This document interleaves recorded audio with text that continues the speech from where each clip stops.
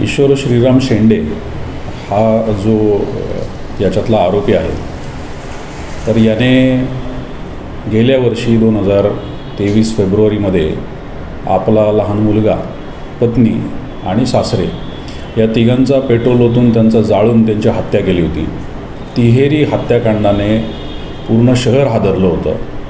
सूर्यटोला नावाची जी जागा आहे, रामनगर पोलीस स्टेशनच्या हद्दीमध्ये जी वस्ती आहे, तिथल्या सगळ्या नागरिकांमध्ये एक प्रकारची भीती आणि चिडीचं प्रचंड रोष असलेलं असं एक वातावरण त्या ठिकाणी निर्माण झालेलं.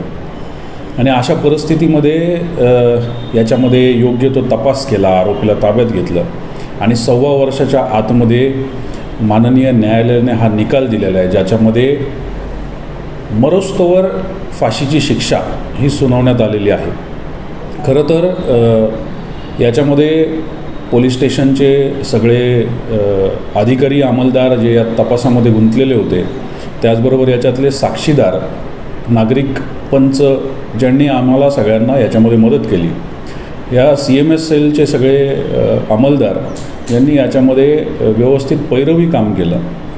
त्याचबरोबर आपले सरकारी वकील तसंच विशेष वकील कोल्हे साहेब ज्यांनी ही केस सरकारच्या बाजूने चालवली आणि त्याचबरोबर माननीय न्यायालय लवटे साहेब ज्यांनी याच्यामध्ये योग्य तो न्यायनिवाडा केला.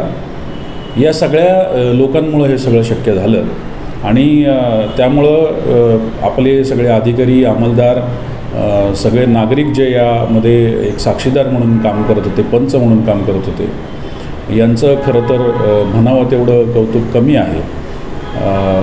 अशाच पद्धतीने एक चांगली टीम तयार करून इथून पुढंही सगळ्यांनी काम करावं, जेणेकरून आपण आपल्या गोंदियाला एक सुरक्षित असं वातावरण अजून चांगल्या पद्धतीने देऊ शकतो.